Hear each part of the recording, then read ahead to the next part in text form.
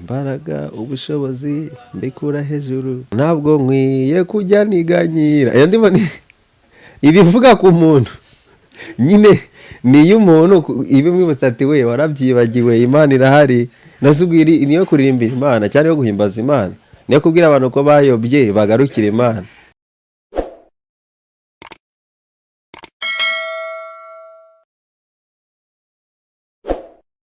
Amwita Epagold harya ndabeshyera cyangwa nibyo?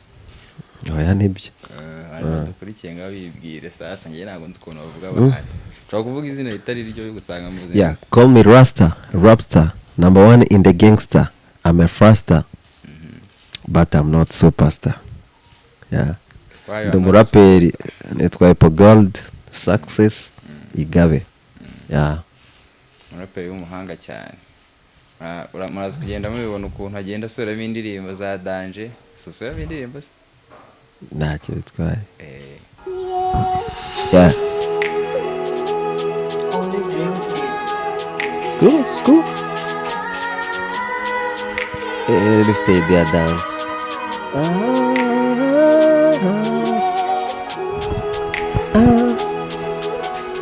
Yeah. Oh.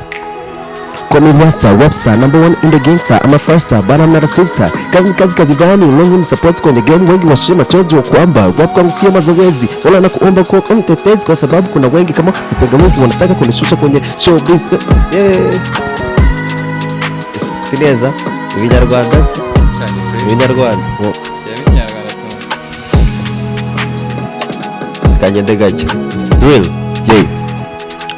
Abanje mufata kaboko nataka ikivuga nkafata nka jatire sinda cyari mukandi wambuka imipaka nkanagiriye kure imizigo mu mudondo ndawufite ndetse nyeniye n'imotore style no guseka insenze nkayizana gwara nkamutiye kure udotera sumane guhabwa abapapa mutoze nkiryamire bikomere umarire ubabaye narire uko bahuna yizangiza wibanira utunge wisarire nkoreka ubudage nikomeye inganzo nayataka nkaba byo seriye nkoreka life y'ubusazi igihe cyo gukeba nkarushima kasi inyego n'inyandiko nkora sinkora nkanakano byanga ubisibe bahabe mbahabye agatebe nk'amagambo aseba mu yatabe life igane kizima tugana bakunda amafuti mu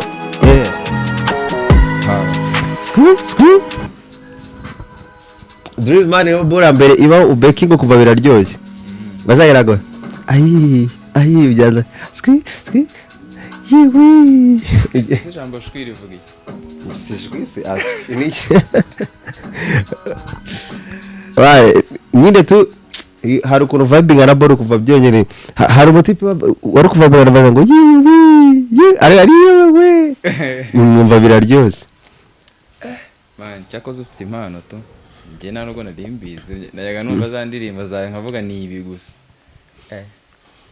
Imana ishimwe ibintu byose birimbiya aya ibira by'amafasi byo birahari usibye ko narandirimba tu usibye ko wanaririmba tu banashyizemo na beat uri muri mode wanarimba ibintu byose kavuga twicaye kamera imbere umuntu igana ekoteri wabiririmba tu ko nanjye ndirimbyeho nyiga school arompeti twakundaga guflowinga turi kumwe no twavuga school niga nka senior 5 no life yanjye nako nawe ari umuraperi tukagenda mbese ikiganiro kwakundi ko narase ngo mwana ubanyura mu baby ari fresh na urya second fresh akazagenda modaye tagiye gukotwa n'ibyananira mbese life ya wabonyeho mu mbese ugasanga life turarapa ngo twe twarasaze ikiganiro cyose kumva ni rap ya warakora ikiganiro n'umuntu uri no kurapa tu kamusuza muri rap mwese kutansoje muri rap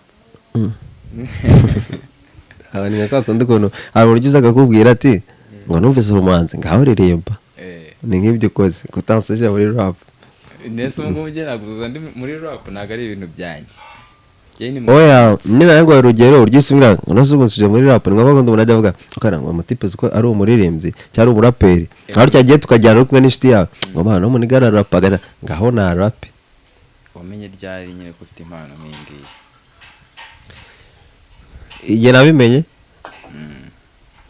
namenye ko mfite ngiye natangiye kwandika indirimbo ndiyumvamo ngiye kwanza igihe nabyiyumvisemo kuririmba cyangwa igihe nakundiye ibintu by'indirimbo nkumva binzamo nka 2006 nibwo numvise ntangiye kwiyumvamo nkatangira kuririmba iz'abandi nanjye nkumva nakora nk'akavasi kanjye nkajya mu cyumba nkiherera nkandika utuvasi 2 ku munsi nka 2005 mbese nibwo niyumvisemo tukwandika nkumva nanjye nagira nkumva nk'indirimbo y'umuntu nkumva nanjye nagira iyitwa ko ari yanjye nyanditseho ako igihe navuga ko nanditse indirimbo mfite gahunda muri njyewe ni 2008 mvuga ati nanjye nzakora indirimbo yanjye uyijyana muri studio 2009 nafite indirimbo 15 mu ikaye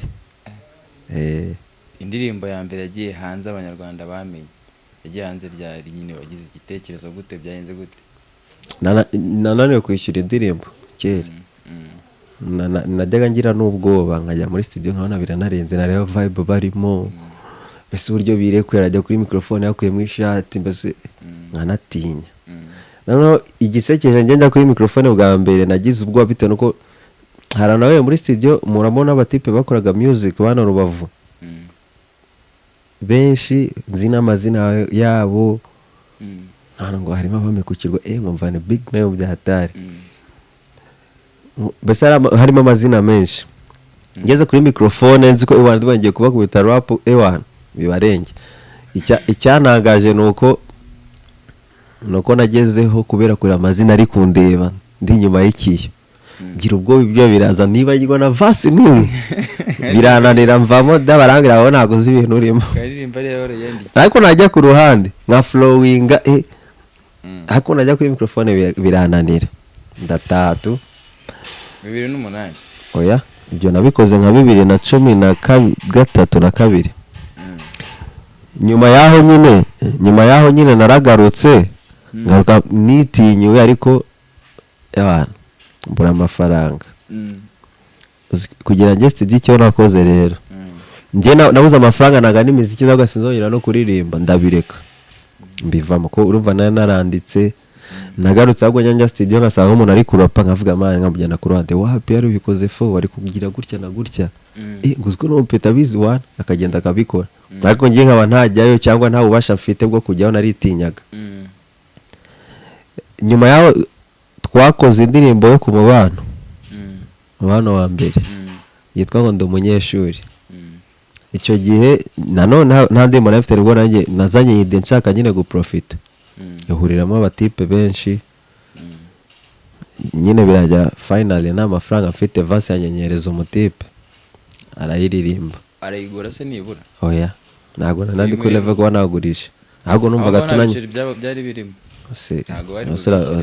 bahuje udusensi uduhumbi kugira bakore indirimbo 10 kanarwa kuzura ari 10 na bangahe urumva koko nabari kukwishyura ubwo nyereza umutipe arayiririmba ntabwo abikoze nkuko mbyifuza umwaka ukurikiye nyine abari bigize abadanje muri iyo myaka cyangwa bari babikuriye bari bamaze kuhava nanjye mpuza abandi bakoboyi banjye duhita dukora yitwa ndi ntiganda ubwo indirimbo ya mbere ikoranye n'abandi bantu nyine nananiwe kwishyura studio ubwo ninjye abanyeshuri ndagira ati dukora indirimbo y'ikigo kugira nyine aba profite nanjye mvuga ati reka vasi nyikore kuryo n'umuntu azumva avuga uyu mwana arashoboye icyanshimishije nararikodinze producer we yarazi ko bitewe nuko yaranzi inshuti zanjye abantu duhuza bose n'abahanzi we nararikodinze avuga yakoze utandukanye na bari abana ndavuga kubera iki ngo nose warapa nkabo kandi usanzwe ukora imiziki we yarazi ko ndi umuhanzi we yarabona ko umuhanzi nibwo nagiye tukanye experience muri make sinzi shaka nararikodinze nka 2014 cya 15 ariko nakoze ball ya mbere n'ubundi dukoreye ya kabiri ariko nanone mpuje abantu ku ya gatatu rero iyo ndirimbo yanjye ya mbere yitwa Sina Beef na Moto producer nyine yamaye promotion yangiriye maravuga none basikora izano dufaranga wowe wimvamo ko ufite ntago natuvugane dukeya cyane ntabwo ndabyumva ankorera akaririmbo Sina Beef na Moto mihanda yakira neza waguciye hagati yangaye ntangaye ubwo oya ni makeya pe apeni isoni yarambwiye mbese ashaka kureba ubushake bwanjye ubwo bushake nabubitse ibyumweru bibiri ko burasekeje ntabwo ngagura na round abaguciye amafaranga makeya nk'ijana mbere mu bihumbi ariko ntabwo ari byinshi noneho nibwo nakoze boro ya mbere. Iyo ndirimbo ya mbere wakoze wahise ukora video? Oya nakoze video ikuze cyane nyuma y'imyaka nkine, producer amaye nani support yitwa Eric of the I Plus, photographe. Ewa nahise avuga Petit, uri umuhanga basi uzaze mukorera video. Ari gushutinga undi mu baby gutya mpita profita kabisa ankorera video iri kuri channel ye. Ndamushimira sinyamwibagirwa, ari mu ewa nankorera video kabisa. Bamwita gute? Eric I Plus. Producer. Ugiye kuri I Plus kandika Sina Beef na Muntu by Apple Gold nihiri. Ndumva ari fresh. Ubwo ngubwo wahise ukurikiza hiyi ari nko muri 2000 kangahe? Nakurikije indirimbo yitwa Tururimo. Tururimo iri kuri channel yande. Iyo umuntu witwa Joshua akoraga kuri Kigali icyo byari bitwika gushyira ku muntu ukora kuri bira kuri ziriya. Iyo video irebye wanseka. Noneho iyo ndirimbo yitwa Tururimo urumva n'urukundo. Urari indirimbo wumva ushaka kwangana, hari indirimbo wumva ushaka gukundana, hari indirimbo wumva ushaka kujya muri kurya show. Indirimbo zawe wowe uri niziki nizo kwangana cyane nizo. Oya njyewe se hari nk'indirimbo nshaka kuyagara, hari ndirimbo nshaka guhiga, nshaka mbese gukomeza life yanjye, hari nizo ndirimba nyine nshaka kujya aho biraho nizo kwirata. Urugero rw'indirimbo yo kwirata. Kwirata se yanjye se? Aya izo zijyanye nizo kuyagara, kabarye ushaka nyine kwigira aho nyine ukiyumva kuri bameze gutya. Ariko hari nk'indirimbo uririmba tukumva irimo wowe, irimo n'abandi. Indirimbo zanga imbaraga ubushobozi mbikura hejuru, irimo imihanda, ikabamo n'ubuzima, ikabamo nicyo wakuramo. Hasi nka kabarye nyine nshaka kabarye wanshaka kwirira show gusa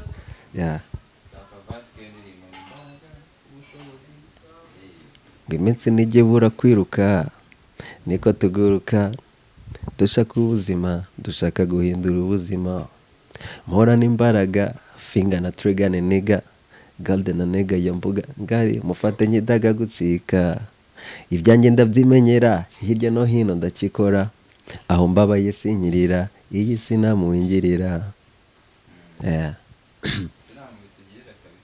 Urumva ko isukuramo. Hasi ngo abari gukubita ngo my brother di okay, the nigga fresh, the nigga dope, siniteze ninja, urumva ibintu byawe di bize twins urumva kunyanga utambwira bizaragira umutima, urumva ibintu byo mwirya tuniki. Ako ari boro ukora ushaka no kujya mu buzima bwite.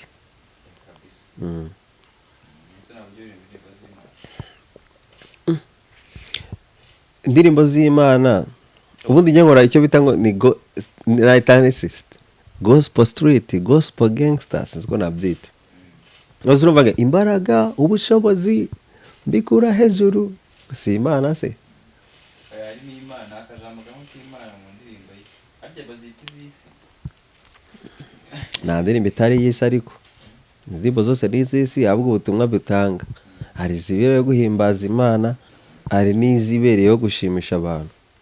No mu gitabo cy'indirimbo z'abarokore haba indirimbo zo gushimisha kandi zo guhimbaza.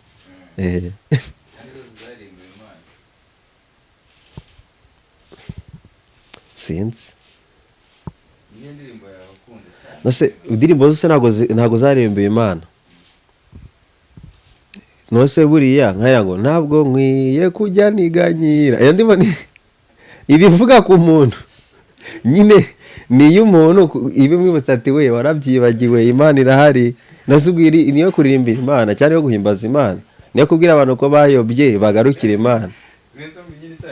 Oya yaririmbiwe abantu kugira bagarukire Imana. Iyi Mana ni yanga, iyi Mana n'urutare nubakaho inzu ya gitaka. Imana nicyo gitare nubakaho.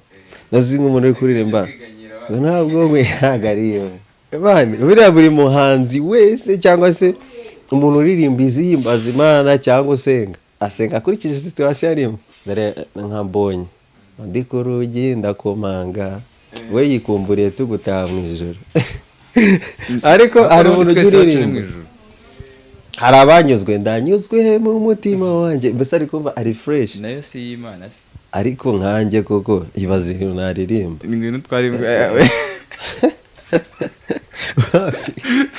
ngendirimbye ni ukuri baga birandenze babarira unyizira urubyiruko nyiziki ariko dari gospel twaririmbye ngo ndi umugabo wo guhamya uburyo mfata ukuboko n'ujya unsiga inzira zikugana n'ujya udekura amakosa ukambabarira uradagira kanumva sisa nayindi ngo ndi umugabo wo guhamya ko nakure cyane habaho Imana. Aha umva nk'uwo mutipe arabizi ko nyine ahantu yavuye ewana yari umupfu yabaye muzima urumva ndi umugabo wo kuvuga uburyo mfata ukuboko n'ujya unsiga inzira zikugana n'ujya undekura amakosa ukambabarira uradagira ariko mbona afite ibyaha bya danje nkavuga ntabwo nari nkwiriye imbabazi Imana nkabona ari umunyampuhwe ndi na bimwe rukumbi itizinduka yizana mu mukumbi ibyaha mfite birenze ibihumbi unyirengagije gato na bintumbi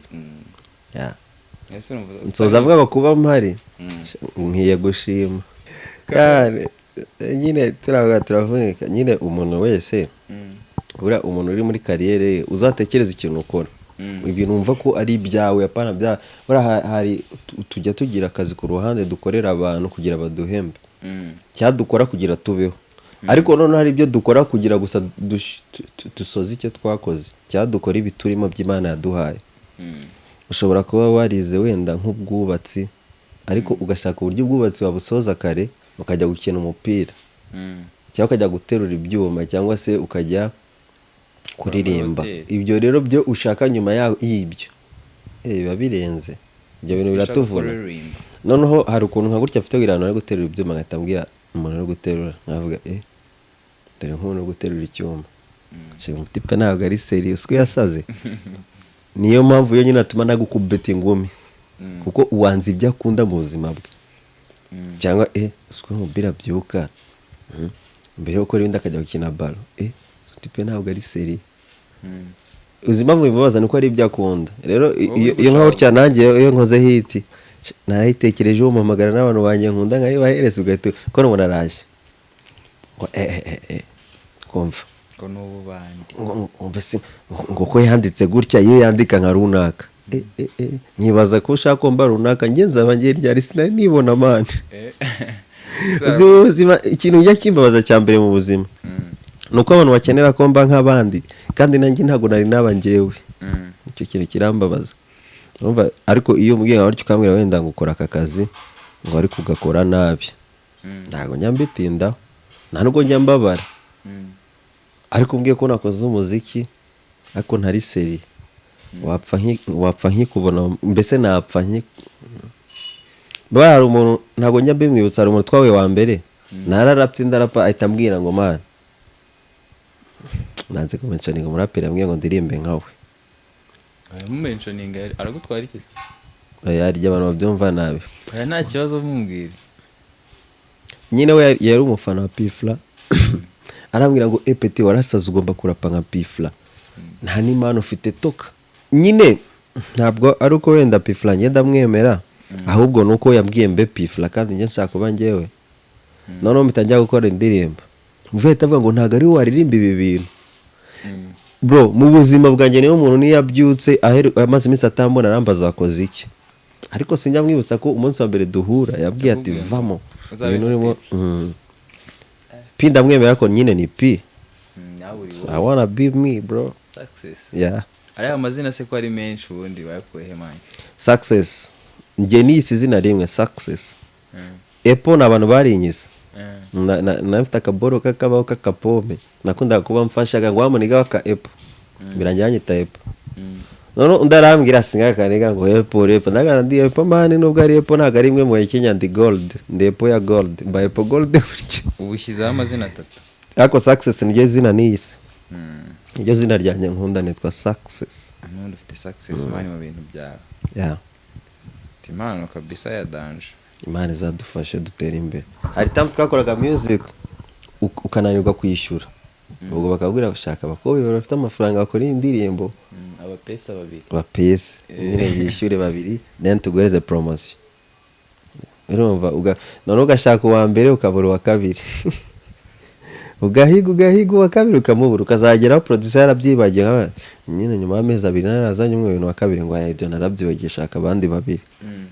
Ugahiga ukabona umwe ngo yishyuye make kugira nyine ko turushaho kwishyura watigitaga umukira w'indirimbo uri buyigure. Oya wowe udashoboye kwishyura studio ugashaka abantu nyine bakora indirimbo bakishyura, noneho wowe mbese nabaga ndi nk'agatambo nkaza gukora indirimbo ariko ntishyuye, ahubwo nazanye abantu binjiriza studio then mbese muri make bakishyura amafaranga akamera nk'aho banyishyuriye. Ni nk'uko bavuga ngo iki kigo cyabuze abanyeshuri shaka abanyeshuri 5 uzigira ubuntu. Wowe ugashaka abantu bakora indirimbo bakagukorera ku buntu. Nahise mbyumva. Ntabwo nari nishaka babiri bapesa nkabona promo.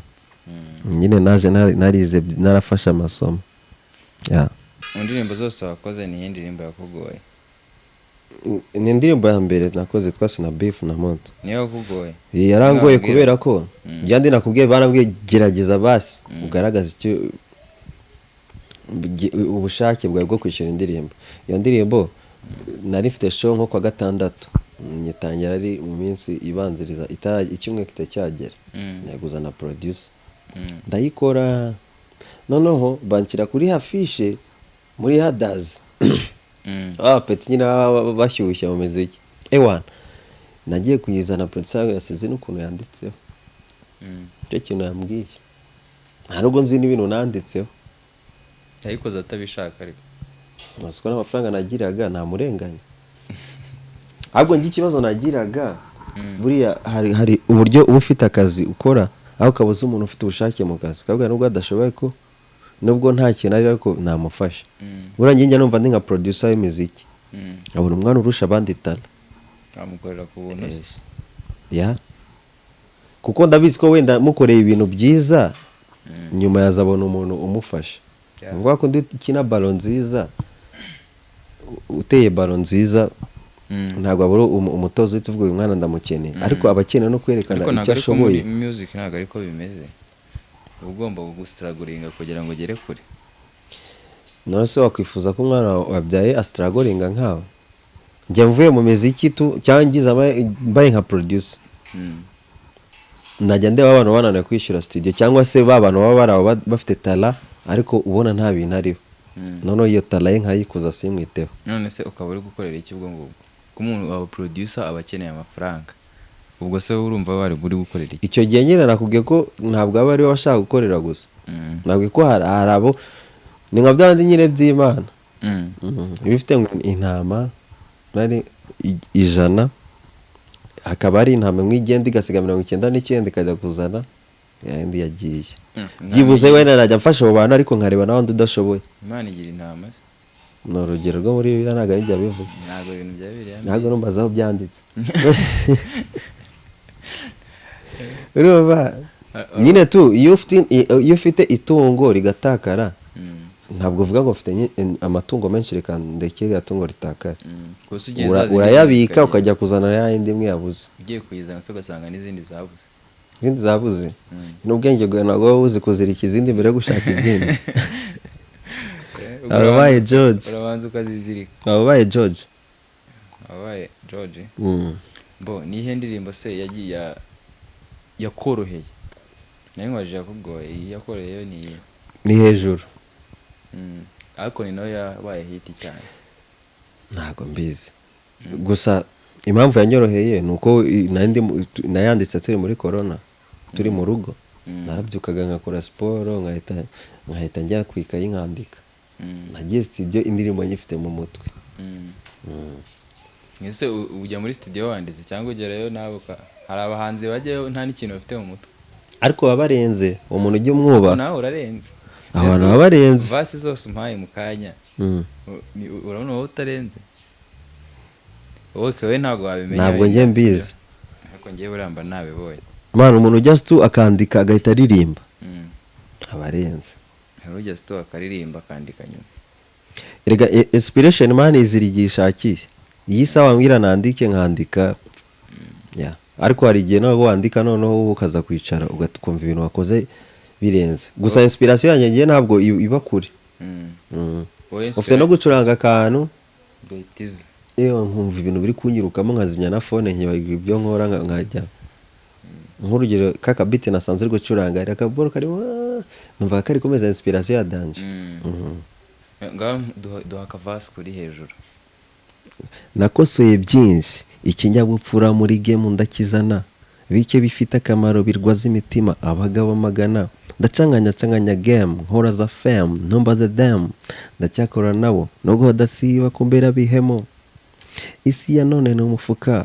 iyo utawufite uracika hangana nabo iherezo y'inzira burya ni mu nzu hejuru kuri rurema burya nihonge ndeba burya nihonge ndeba imbaraga ubushobozi agara akantu karengo real nigga call me best rapper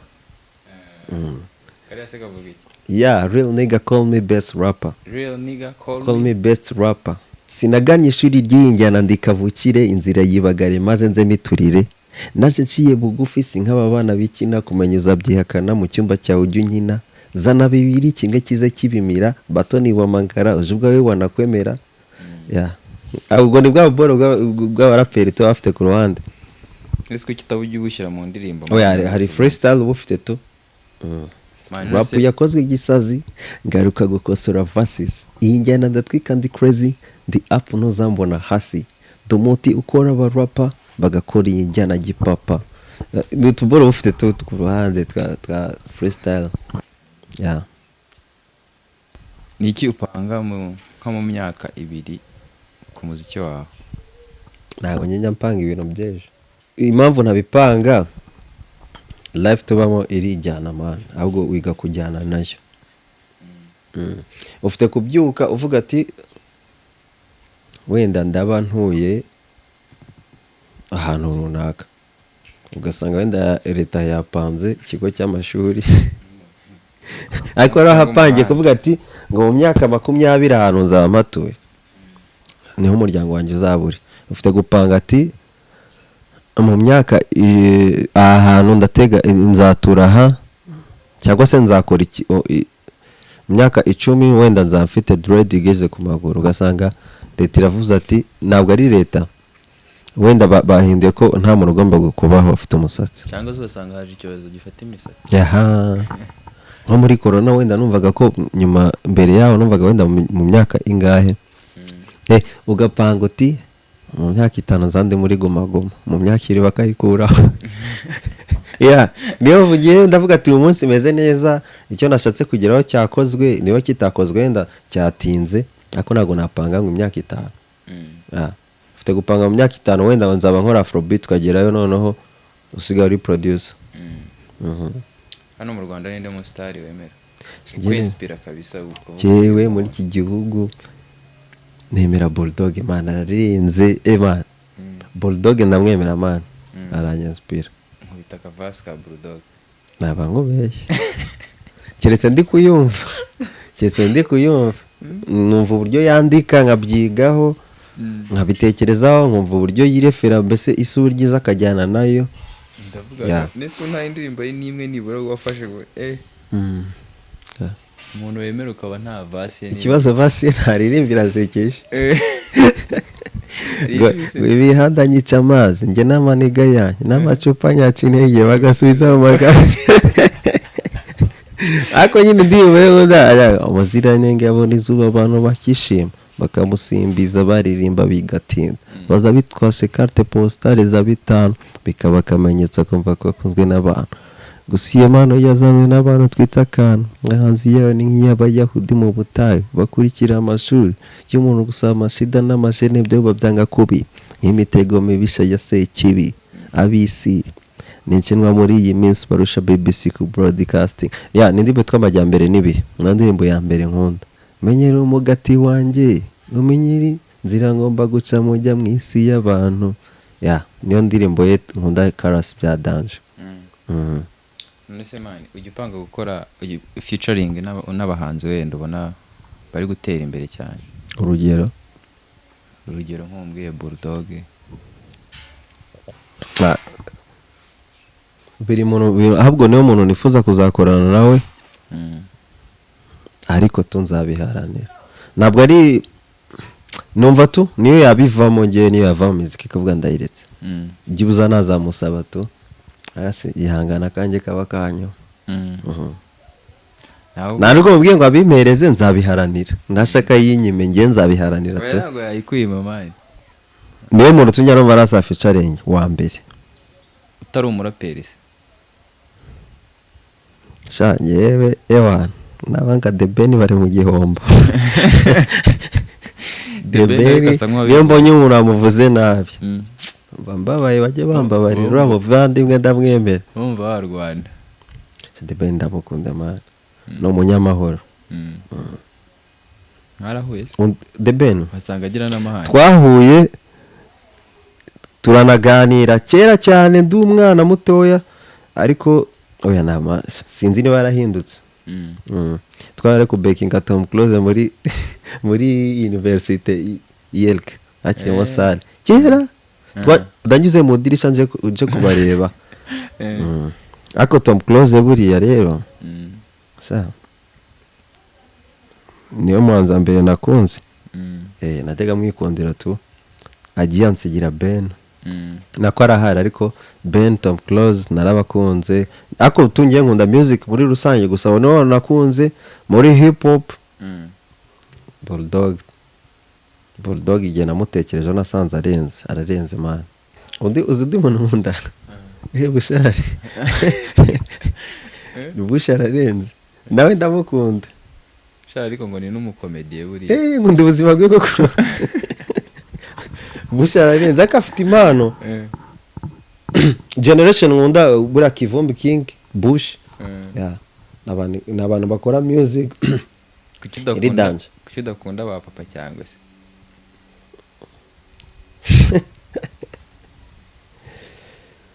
Mwagira iki se ubundi? Mwagira iki? Ntabwo ntareba iki. Ese umwana ushaka iki? Oya njye naguye ko nkunda Kivumbi King, ni umuraperi mwiza. Bush na papa wabo Bulldog. Nese nkurikije igihe watangiye kuririmba mani, wakwiye kuba uri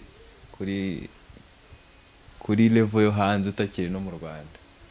Urabivugaho iki ibyo bintu? Niko utekereza nyine. Wese utekereza ute? Nyine ubuzima nyine nibyo nakubwiye wenda mu make. Ncamake nakubwira ubuzima bwanjye ahazaza ni igihu. Hari iminsi nanze imiziki nanga no kuva numva ko ntazanabikora, ako nisanze narabikoze. Nuba ahazaza hanjye ni igihu, ntago njya negura ejo n'Imana ihategura. Ndi hano ariko ntago ejo hazabiki. Ko icyumva ko ari igihu se mani. Abantu benshi bapanga kuki se habaho project plan kugira ngo nyine urabipanga niyo byapfa ariko niba urabipanga. Njye nakoze project hari umunsi umwe hari project nanga n'abantu kugira batagira batayica.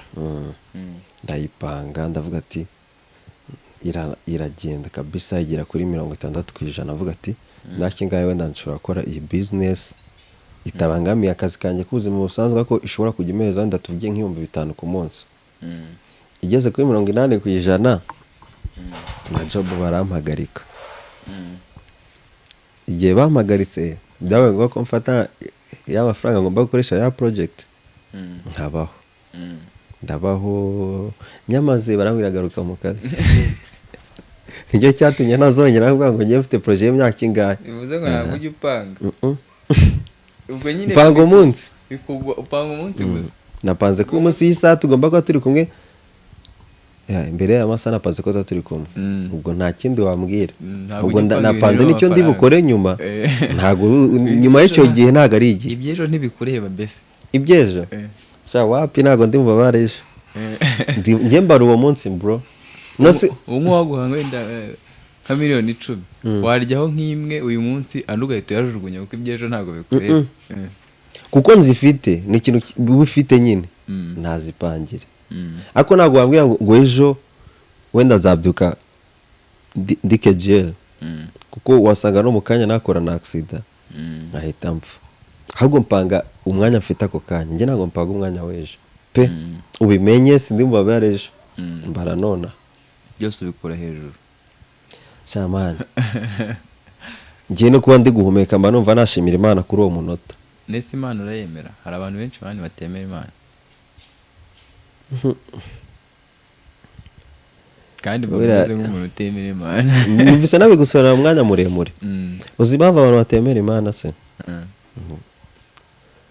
nuko batari seriye ubundi Imana ni ikintu cyose gisengwa ikintu cyose gisengwa ni Imana wasenga niyo ntebe ugasenga niyo iyo usenze uyita Imana icyo udasenga ukita ikigirwamana ahubwo ikintu usenga kitari Imana twese tuzi nicyo kiba ari ikigirwamana impamvu ukita ikigirwamana ko utacyemera ngewe ucyemera amagomba kucyita Imana Imana ni ikintu gisengwa bigoye njye rero definition yajya ku Mana ni ikintu gisengwa ntese sura umurasta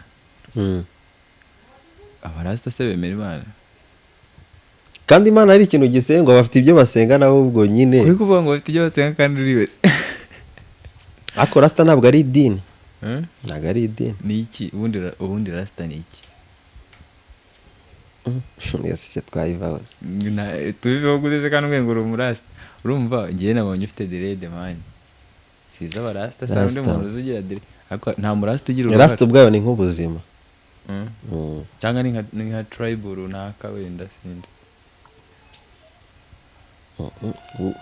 datuma nkotora gusa kurira reka ngira icyo nkozeho Mana icyo nziyo urugero rw'umurasta kuri njyewe ni nk'umwana mutoya ubita igisekera abanza kubera iki se abantu bose ababona ari beza kuri nta cyaha aba yifitiye aba ari umunyamahoro aba ari umuntu mwiza ntabwo ari umusatsi munini cyangwa iki ni ukuvuga rero umuntu w'umurasta njye mbona nta n'umurasta ubaho ahubwo tugerageza kuba barasta twiga kuba barasta mbese ni umuntu ushobora kubaho ari mwiza ku bantu bose kandi ntawe ujya ubishobora 100%, ukabaho utabangamira ikintu utabangamira umuntu ukumva ko ntawe ukubangamiye ubu niyo murasta rero tugerageza kubaho biragoye ariko ni inzira ndende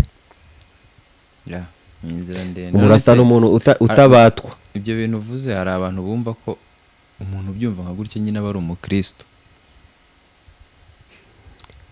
abakristo Bulldog yaravuze ngo kuba umukristo ngo kubatwa n'idini umeze nk'ubaswe na mugo kuba umukristo ntabwo ari ukubatwa n'idini ariko abenshi murabaswe cyangwa turabaswe nanjye ndi umukristo urasanga wenda niba usengera ntabwo na mentioning idini mu dini rimwe runaka banga ibi n'ibi umuntu umeze nk'uko uko ubyanga umushyira mu banyabyaha tuvuga urugero nk'abakristo benshi ntabwo bagira dread bumva ko kuba uri umukristo umugabo atagomba kugira umusatsi siko bimeze icyo gihe ushobora kumusura niba yarabaswe nabyo mva ko ibyo pastor yavuze ni ibyo ariko agahita avuga ati uriya mutipe yamucengiye mashini arayisohokana mube muri maso agahita abona ari widi yitambukira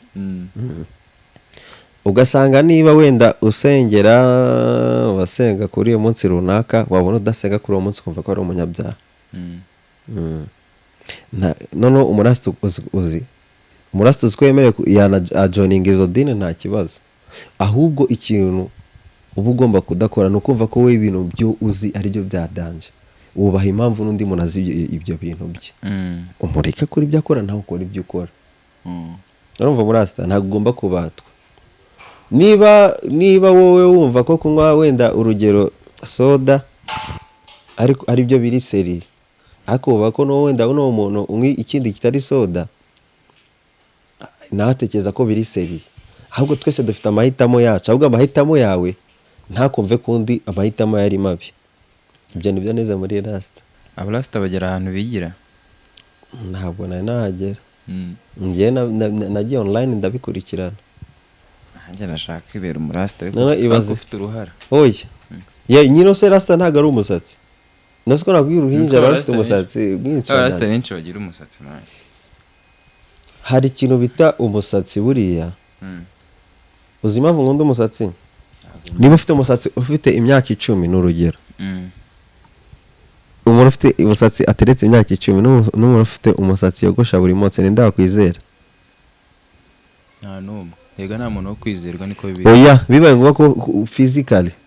Physical appearance. Siko byita muri bw'amahanga. Umuntu ufite ntago ngeze ndi mu mahanga. Nyine niyo bavo mbivuga mbikiye mahanga ntago ndi umunyarwanda. Ngo umuntu physical appearance. Mbese sinzi ko ariko babyita ngo babari ntago nize. Uburyo ugaragara. Ugiye kwizera umuntu ukurikije ukuntu ahagaze. Umuntu ufite uruhara n'ufite uruhara nta bwanwa. Afite ubwanwa bwinshi n'umusatsi wakwizera nde? Byaterwa nuko ndi kubabona. Tushize hari ifoto. Wakwizera nde? Ntago nyese ifoto barayizera.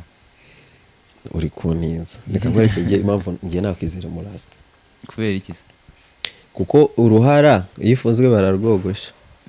Iyo ifunze barakogosha neza. Uruhara iyo ufunzwe barakogosha. Iyo ufite uruhara ugafunga barakogosha. Oya. Umuntu wese ufite umusatsi yafunzwe baramwogosha. Tuvuge nko mu Rwanda. Umuntu udafite umusatsi. Ariko waruvuze ko umuntu ufite uruhara yafunzwe barwogosha. Ntako tuyisubye. Urumva umuntu udafite umusatsi mu Rwanda nuvuga ngo ashobora kuba avuye muri gereza. Tuyifate gutyo. N'ubwanwa ntabwo abitunga ufunzwe.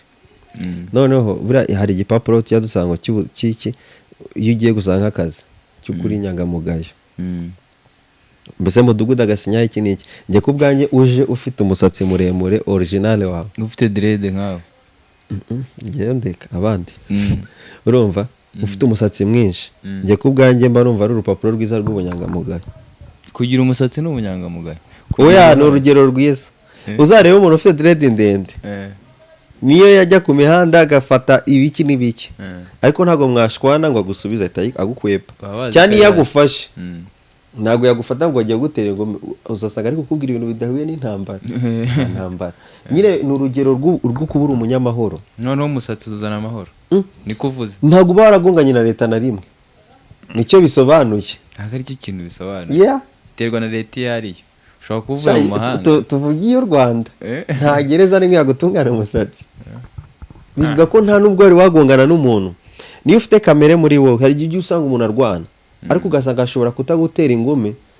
Ngo nuko mfite dread. Batazanyogosha. Uko bise bakamfunga banyogosha. No kugira dread bikazarangira niyo yazogosha. Kamere yo kurwana yaramuvuyemo. Urumva? Utangiye ubashye umusatsi kugira batawogosha. Birangiye tu uretse kurwana. Uvuga ngo wenda mu Rwanda cyangwa he dushaka kubifata ko ari kamere. Cyangwa se twabifata nk'uburayi ko bazibiki nanone ko nyuma yabyo. N'igipapuro cy'ubunyangamugayo. Nyine ntago ari ubunyangamugayo 100%. Hari ujye ugira urara ku ruhande cyangwa ubwescro ntago tuba tuzi ntago nabagira abana beza. Ariko uko biri kose ni umuntu ubutarahuye n'inzego z'umutekano. Ariko ara naho bikiza. Bo tugaruke kuri music tumva twari twagiye mu buzima busanzwe cyane. Tabijemo gute ariko nta ribi nabyo biba bikenewe. Ninde kukubaza abantu bemera iki ni nukubona umuziki nyarwanda muri rusange. Umuziki nyarwanda umuziki nyarwanda urahenze uranarenze. Umuziki nyarwanda urarenze ariko mbona ngiye basa nk'abantu batabyitaho cyane. Niba ari ibura ry'amafaranga niba ari iki. Niba hari abantu bita ku bintu n'abanyarwanda. Nose ni usanga umuntu akora umuziki ari wo mwuga we. Ahubwo iyo maze kuba umwuga cyangwa ari ubuzima bwawe hazamo urukundo ruke. Ahubwo amafaranga yatangiye kuboneka umuntu ahita yumva yagezeyo. Oya nazamo urukundo ruke. Gute se umbwira ngo hazamo urukundo ruke kandi gute uzaririmba gute uzaririmba nanjye nkaririmba kampani runaka igatanga akazi. Urumva ukumva ko tuzadurira ku kazi buri munsi. Iyo wavukanye akantu kagashyari urabana. ahubwo ntabwo bavuga ngo urukundo ruke wenda bavuga ngo ishyari. Man, uzwi ishyari rirenze. Ishyari rirarenze man, ni rya danje. Hari inshuti yanjye iba nani Kenya, yaragiye Sudan. Yamaze yo kwezi batamuroga. Kenya se bagira ishyari. Nari kwezi yamazeyo. Oya ishyari ni ribi. Ishyari ni nk'ikiza. Ni nkuko ushobora kuvuka. Kumva urakunda. Bizubona abantu bose. Hari umuntu usanga yigira urukundo ukagira nta bantu babi yahuye nabo. Wabona umuntu wese ukumva aramukunze nta rwango yigirira. N'ishyari n'uryo rero. Uravuka aho nukumva umugiriye ishyari. Ishyari nta muntu yigira ishyari urarivukana. Ahubwo hari nk'umuntu uzi umuntu ufite ishyari uragenda ukamukansaringa ukazarireka nk'uko waba ugenda wera ngo ugenda nawe ugahindura ingendo. Ishyari ni ikintu umuntu avukana nta muntu wiga ishyari to. Ishyari riba muri karagiteri man. Nyine urakivukana. Rero niba se nshobora kuva wenda mvuye haze mu kindi gihugu nkaza mu Rwanda nta umunyarwanda tugaturana amezi abiri bakandoga cyangwa icyumweru bibiri ugasanga umuzungu bamuroze cyangwa se umunyarwanda bamurogeye muri Afrika hano runaka. Byose ni ishyari. Nubwo ngo ni ishyari nuko wumva ko abantu bose batamera nkawe. Niba ashobora kuzangava mu kindi gihugu nkaza no mu Rwanda cyangwa ava mu Rwanda nkajya ahandi ukumva ngo bankubise ko nkora akazi runaka afite ishyari kuko uje urakoze ariko wiki ko niyo wahava ntiyahakora. Nicyo bita ishyari to. Ubuzima bwawe butari muri music ubundi abantu bakwemera cyangwa se bagufana ni ubuhe? Nyine iyo utari gukora umuziki, iyo utari muri studio uburi heto uburi gukora iki? Simvuze ngo mentioning akazi ukora wenda ariko ukuntu wibereyeho to nicyo ndi gushaka kumbwira. Man, ubuzima bwanjye bwo ku ruhande mbyuka mfite akazi nkora gasanzwe nk'abandi bose. Keza nubwo tutakavuga. Ntaribi. Gusa nyuma y'akazi. Ndaganira bro. Mukabari.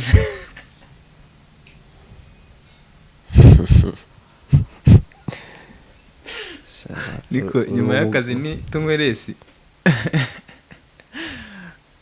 Aya. Ngiye nkunda kuganira man. Ahantu hari ikiganiro niho mba ndi. Cyo bro ngiye ndaganira sana.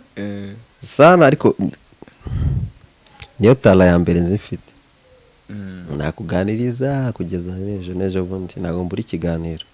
Nkunda kwandi kuganira tu n'inshuti zanjye. Uri wa muntu nyine wishakira kuganira tu. Nta mwanya mufite gutekereza nabi bro. Ntago njye nekereza nabi. Ntago ugira ishyari. Wowe uri kuganira ukabona umwanya wo kugira amashyari.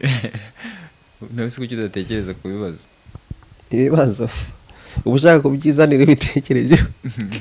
Undi utekereje ibibazo ufashe umwanya wawe urabyutse ngo ujye gutekereza ku bibazo.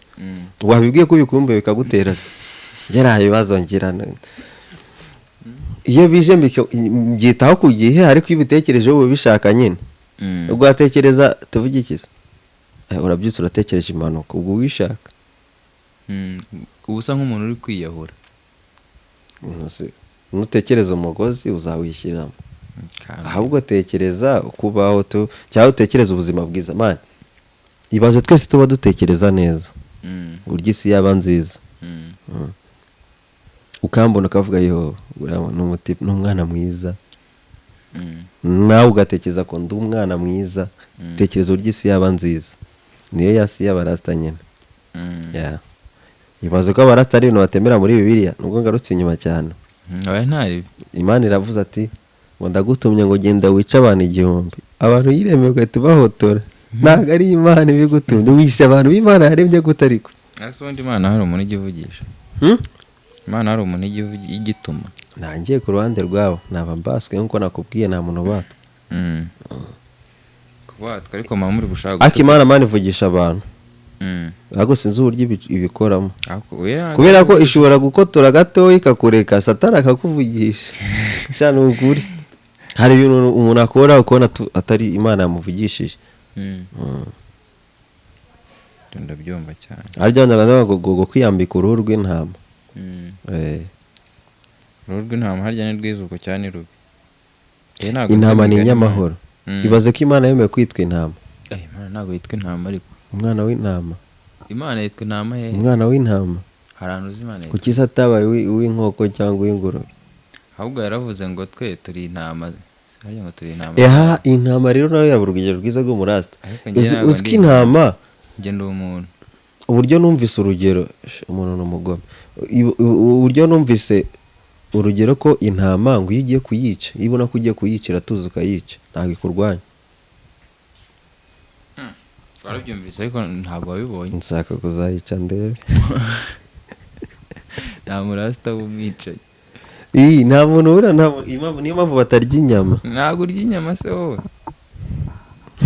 ntugurira akabenzi ntabwo njya ndya ibenzi kubera iki yarananiye ntabwo ari uko ndi umusilamu cyangwa abandi bantu bayangira cyangwa nuko bashyizemo amashetani mu ngurube izo ngurube zagiye mu mazi se n'amazi ntibakayamo ubundi abantu batarya ingurube izo ngingo uri kuvuga ko wasesenguye abantu batarya akabenzi ni imyemerere yabo nk'uko hari n'abatambara ipantaro nk'uko hari n'abikwiza nk'uko hari n'abavuga ngo tugukizwa ni ku mutima bakarya sho ni imyemerere nyine ya buri muntu ku giti cye ariko ibaza uburyo dusoma bible tukagira insengero utabara kandi muri Bible nta hantu handitse insengero ntabwo nayisomye cyane njye narayisomye yose ndayirangiza uzi impamvu se najya nyisoma cyane narayisomye ariko Bible man umuntu yanditse ni umuhanga kubera iki se ifite ingingo nyinshi zitwica ijya nsanga ifite ingingo ziri kunshyira down ntarazireka nkaba nyiretse ngasoma ibyo nshaka iyo najya ngo umuntu nkahita nibonamo ndataruka nkasoma ibyo nshaka ni nako ariko amadini yo bameze tujyaho hatwemera gukora ibyo dushaka nese epo unywa inzoga nayinywera rimwe kera nanywe urwagwa ndaribuka nkajya gukira hanze rwari rushaririye ntabwo wari umizi nyine hari ahantu nasuye ahantu mu muryango nabo twari turi kumwe mbona bose bari kunywa gusa nari najyanye n'umukecuru bambaye nsomye mu mpita nsohoka njya gucira hanze nyine nasanze ishaririye tu birumvikana nanjye ntabwo ngera ko ntabwo nari kubajije harya poroje ufite nshyashya bamwe bayita ngo iki nta zindi ifite nyine ya ndirimbo mfite indirimbo ndi gukora muri studio ariko nyine bitewe n'ukuntu nayikoze ifite amayidimenshi ntabwo nayihereza izina mfite kuyihereza tena nkasanga ritaryoshye mfite amazina nk'atatu nayihereza ko wenda ari sije ziba zihuriramo zose icyarimwe ntabwo natanga ubwira izina bivuze ngo izina barikora nyuma nanjye ntabyo narinzi hari ukuntu ngewe wenda nshobora gukora indirimbo wenda ngwira ngewe uburyo nkora nkumva nkayivayibinga ugasanga wenda nk'izina narihaye bitewe n'ijambo uri kugarukamo cyane nkasanga wenda iryo zina ryise iyo ndirimbo rya jambo uri kugaruka nk'urugero nakoze indirimbo yitwa ngo mu nzu njye nayise mu nzu ariko ugasanga muri karasi haragarukamo sinzarekera hoya sinzarekera amaherezo y'inzira burya ni mu nzu njye ngita mu nzu ariko umuntu wese atanga ino ndirimbo yitwa sinzarekera umunsi wundi bita indirimbo bakurikije iki ni ide z'umuhanzi ku giti cye ntawe nkubeshye byari igihe nshobora kwandika indirimbo urumva nayise mu nzu ariko ugasanga sinzarekera riri kuzamo kurusha mu nzu nk'uko nakwita indirimbo ariko izina bitari no mu ndirimbo ninza gutuza ndakubwira nk'indirimbo nisi dawuriye n'inani dawuri mu ijoro mfite indirimbo kumva ibi kimwe hari indirimbo mfite yitwa mpaka ku ntego bigarukamo mpaka ku ntego yitwa inkuru yanjye ariko umuntu iyo yumvise arambwira ati wa ndirimbo yitwa mama ko pati tumvugamo sitori za life to y'umubyeyi burya higira umuhungu we bya famiye ye noneho nkavuga ati yitwa inkuru yanjye, ariko nawe yumvise wakumva uri kwivuga ngo ni mama ni ubuzima akindi butwe inkuru yanjye. Niyo mpamvu rero kwita indirimbo ujya kuyita hari igihe bijyana n'ibyo ushaka tu. Nk'urugero mfite EP yanjye yitwa Samari byanditse mu Kinyarwanda. Samari ni summarize tu no gusummarizinga. Nasanze EP yanjye yose ihuye n'ubuzima bwanjye. Hari aho ihura na show zanjye, hari aho ihura n'uburyo mbayeho, hari n'aho ihura nyine n'ubuzima buraho. Tunasanga byose bishobora guhura n'ubuzima bwanjye. Harimo kabarye nyine ndya show, hakabamo mu nzu ihuramo n'uburyo nkoresha life yanjye n'uburyo nsaba Imana yanjye. Hari n'ibindi bizana no ku mwiryo wawe mu muziki, ukumva byose bihuye. Mbese nkoze ngewe icyo ndicyo cyangwa se uko mbayeho, nkabyita ko ari Samari. Ariko ibaze ko kuri EP yanjye nta ndirimbo yitwa Samari, ahubwo narasamarizinze ibyo nakoze. Niyo ngiye ko hari igihe ndashaka kuyita wenda nkavuga ati biri dope. Ntabwo ugipanga se kuba wasohora nka album icyarimwe bino bigezweho? Album nayisohora ko niba ushaka gukora indirimbo 10 ziri single wanakora album. Ntabwo ujya ubipanga, ndavuga muri plan ufite. Hari ibyo ntari nagera bituma nkora album. Nk'ibiki utaragera? Ngiye ko mbona ibintu byose wabigezeho. Nshigeze mbona ribi. Yene cyeje no nshaka gukora ukanga ngo nabigezeho. Uzi ibyo nateguye buriya mutwe wanjye cyangwa ibyo ntegura. Kandi ngiye bambwiye ngo ntabwo ujya utegura nta nubwo ujya upanga. Yampanga uwo munsi. Ariko ntabwo bivuze ko udafite izo nzozi. Uba ufite inzozi, ariko ntabwo ngiye nakwicara mfata urupapuro mvuga ati inzozi zanjye zigomba kuba gutya na gutya ku kibi no ku cyiza. Ahubwo mba mfite hagati nifuza cyane nshaka kuzabaho wenda muri ibi. Ariko bitewe nuko hari ibintu bintangira byinshi, ahubwo ndavuga mbere yuko mbaho gutyo natangiye nakoze hit imwe single ndazikora then nkora EP extended play. Ukiyikora ariko ni intambwe kugera kuri iyo album, nanjye nifuza kuzayikora. Ariko mbere ya album hari kibanziriza. Na album wenda nshaka kuzategura wenda tuvuge indirimbo nka 15 nahereye kuri imwe ndongera ngereza ubutaha imwe. Ntabwo nshaka kuzavuga ngo ati nkoze indirimbo mu album wumve fashe indirimbo nakoze mu myaka 3 ngo zibe album. Ibyo ni ibikisi. Njye ndifuza ko nazajya muri studio ngakora indirimbo niba ari 20 cyangwa 15 zose zigasohokera rimwe mukazumvira rimwe, apana kuzana kamwe. Urimo kubipanga nka ryari? Ntabwo mbizi. Njye nakoze EP A1 uburyo yamvunye ndabizi. Nta muntu wabimenya buriya nk'umuntu utajya studio ntabwo yamenya uburyo indirimbo ivuna. Enye zaramvunye. Ubu nshaka gukora indirimbo imwe yashyira nkakora indi. Nimba gukora album zafata umwanya mvuge ati ndetse ibintu byose mfashe umwanya ngiye gukora indirimbo. Naraziteguye, abo tugomba gukora narabateguye, umuntu wa danger urimo naramuteguye. Mbifatira umwanya mbyigeho nkora indirimbo zose ko ari wenda ngenda nyeganya nka 15 byibuze. Mvuge ati buri project mfite hana studio zitandukanye, ibitekerezo by'abantu batandukanye, mitenzi fata nzihurize rimwe nzazisohorere rimwe. Bidakuyeho ko zizakorwa mfite n'izindi ndi gukora ku ruhande zitari kuri album. Nza kugira nabura kuri street. Abafana bawe se twitege iki? Twitege iye featuring urambwe ngo muzakorana warabateguye? Hari Kamino unapanga naye anapanga. Niyo mpamvu nategureje tu upanga nawe apanga. Ufite bwira witegura ugasanga nk'umuntu ndakubwira atazaba ariho arapfuye cyangwa se ararwaye cyangwa arampakaniye. Ntabwo nakubwira ngo nzakorana na runaka. Hari n'igihe byagira nkumva nazikora njyenyine nabyo birashoboka. Ariko ushobora kubipanga wenda akanaguhakanira wabipanze. Icyo mwitegura sinzabatenguha tu, ninkora ikintu kizaba ari cyiza. Abantu bagukurikira se cyangwa bumva bagukunze kandi kuri channel bakubona kuzihe mbuga nkoranyambaga? Saruvuga se ntabaho. Mba kuri thread mba kuri Instagram, mba kuri YouTube, mba kuri WhatsApp, mba kuri Facebook, hose ni Apple Gold Success. Apple Gold Success. Unaniwe kubyandika, ushoboye kwandika Success ukongeraho Igabe wambona.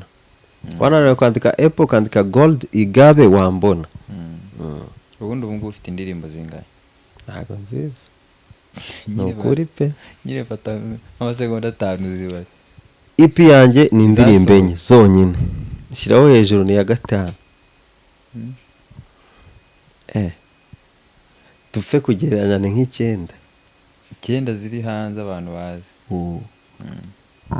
No featuring. Featuring. Ni nko mu ndirimbo 5 nakoranye n'abandi zitari izanjye.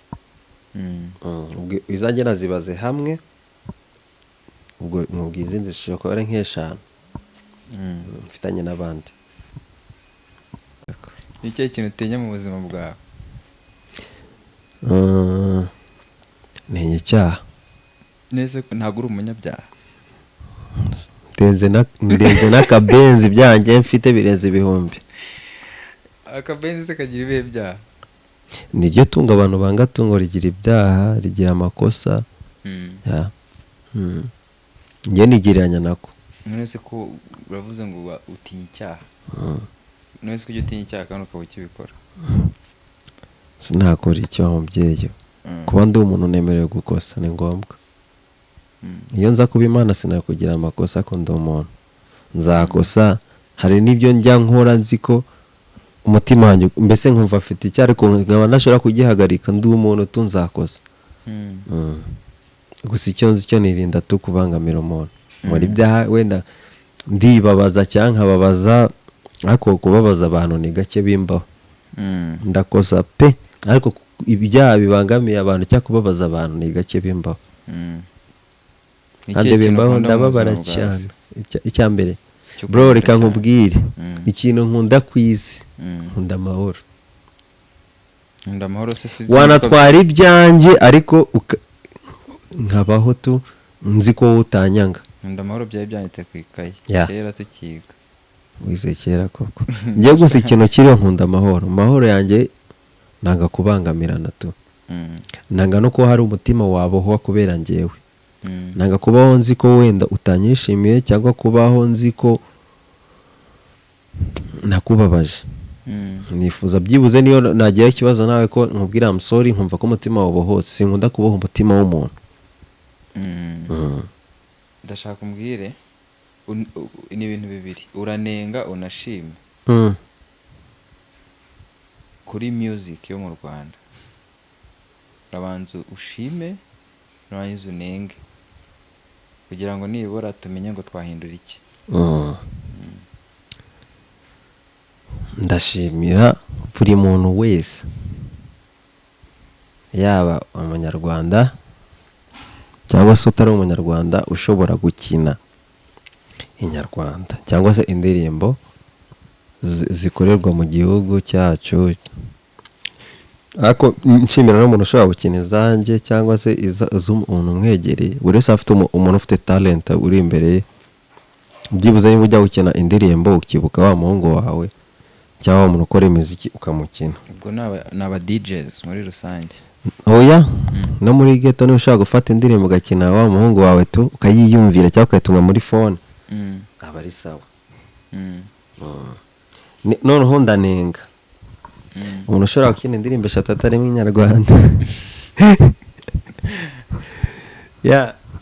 Ndavugaga nashaka kuvuga uburyo umuziki nyarwanda umeze. Urarenze. Wenda ukurikije uko wari umeze mu bihe byashize. Ako bro, ahubwo ndashimira abanyarwanda nabwo tugiye kuri ibyo ngiye muri ibintu biri internationale. Nashima abanyarwanda. Uzko wowe ushaka kugera tuvugenda mu gihugu cy'abaturanyi niho njyangera. Nkava ntumvise indirimbo y'umuntu waho. Bari gucuranga izahe? Izi hirya no muri capitale gusa. Ahubwo asanga hari umuntu tuyaho utavuga ururimi ruvuga muri capitale, urugero Lingala. Ntago abantu batuye muri Goma bose bazi Lingala. Ugasanga ufuye wumvise Lingala gusa. Ntumva indirimbo yo muri Goma. nta n'umunsi n'umwe nshobora kuba narabyumvise mu biganiro nka bibiri. Nyine ndashimira abanyarwanda barikunda man. Top 10 urumva top 10 umve indirimbo mu 10 harimo 6 z'inyarwanda ziri gukinwa cyane mu Rwanda. Ariko ugeze Goma ushobora gusanga harimo inyamahanga nk'igoma rimwe. Turashimira Abanyarwanda bakidushyira muri bonus track. Bonus track subyumva se gasanga hari indirimbo 10 zakonzwe. Bonus track harimo Inyarwanda. Kibazo ibintu n'ibiki. Hari ikintu ubona kitagenda se cyangwa uko biri bigume gutyo? Ese hano niyo nta umwero ubaho no witeka. Icyo nakora cyose hari kitagenda, n'icyo wakora cyose hari kitagenda. Ahubwo umutima ushobora kumva uburenze. Ubwo wakora subscribe kuri channel yawe. Wakora subscribe kuri Apple Gold Success. Gakanda no kuri notification. Afite project nyinshi ababwiye. Afite project man. Ariko ngo nagajya panga mu yandi magambo. Ndapanga ariko mpanga ibyo munsi. Panga gahunda z'umunsi ntabwo mpanga gahunda z'imyaka 10. Nimbyara nzazipanga tu. Nzajya nzipanga nzereke n'umwana wanjye kugira ninzisiga azikomeze niba muzazipanga mfite uwo nzisigira tu.